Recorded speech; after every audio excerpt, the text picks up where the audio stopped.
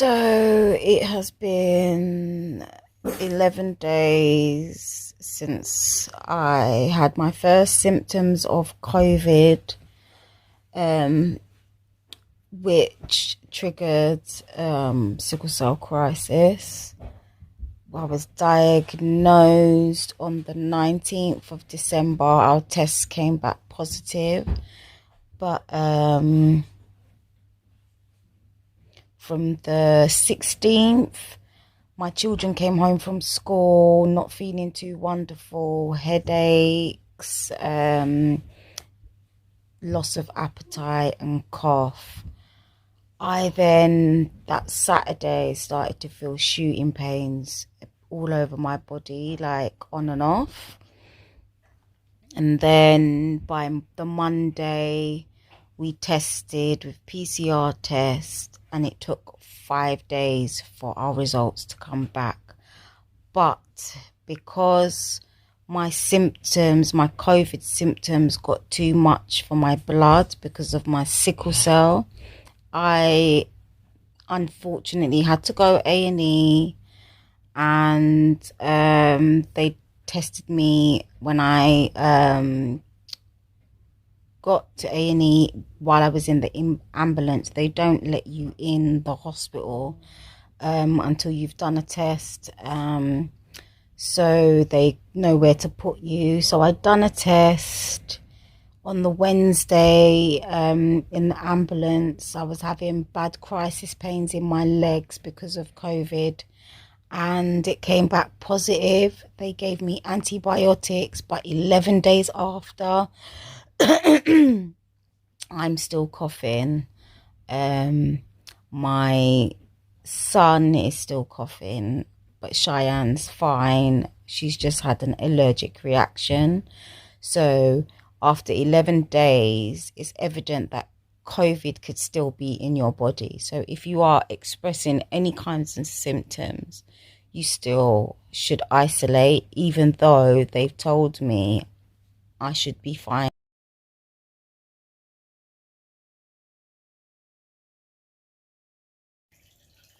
So it's New Year's Day. Happy New Year, everybody. I'm about to do my COVID lateral flow test to see if we still have COVID, but I'm feeling so much better. Still got a little bit of twingy pains in my back, but I feel COVID free at least. Stop telling lie. Little bit of a cough. You stop tell a lie. The Omicron is all over you, man. I think he's still got COVID though. The Omicron is still over you, man.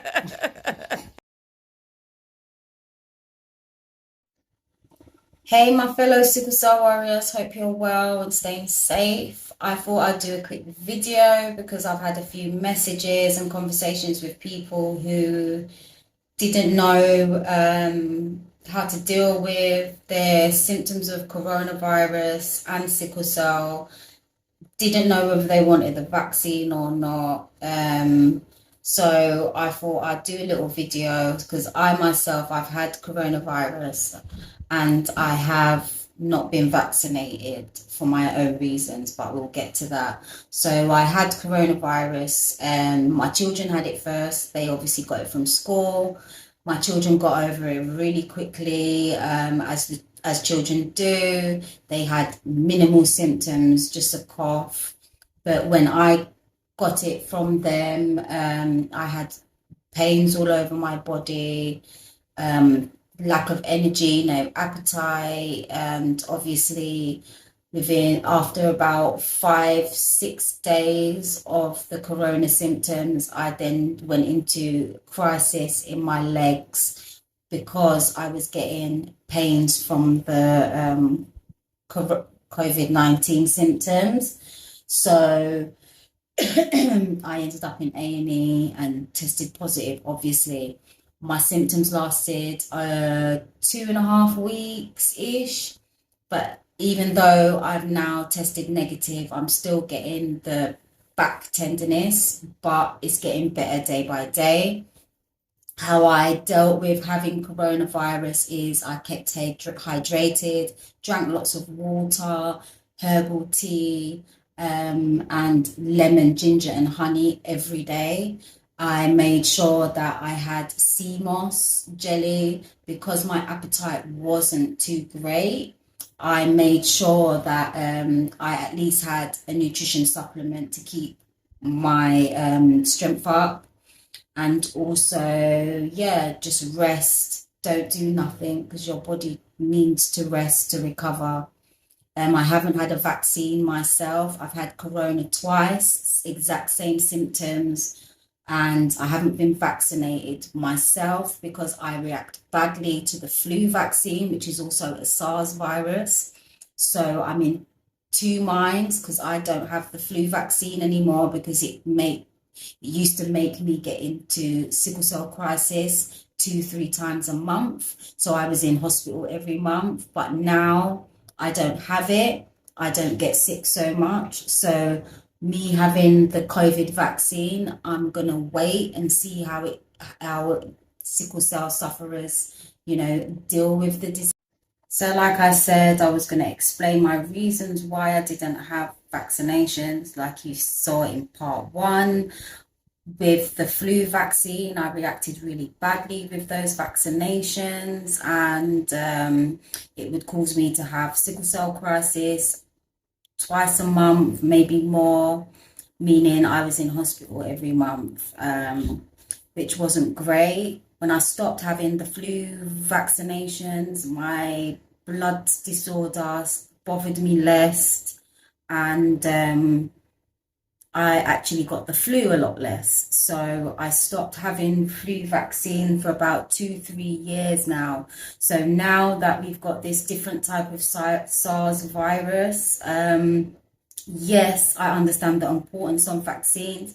If you do not have a bad reaction to vaccines and you have sickle cell anemia, this vaccine, I would suggest having it as a sickle cell sufferer if you do not react badly to them and it doesn't affect your health, just for the simple fact as me being a student of nutrition and health and looking at the data that is coming out of the hospitals, and it significantly shows that the people that are vaccinated, when they do catch COVID-19, they get over it a lot quicker than someone who is unvaccinated.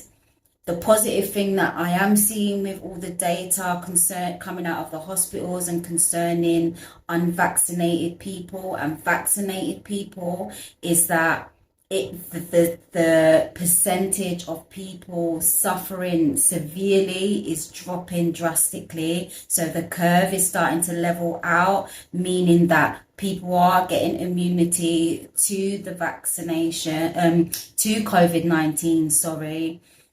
So there will soon be herd immunity to a certain extent.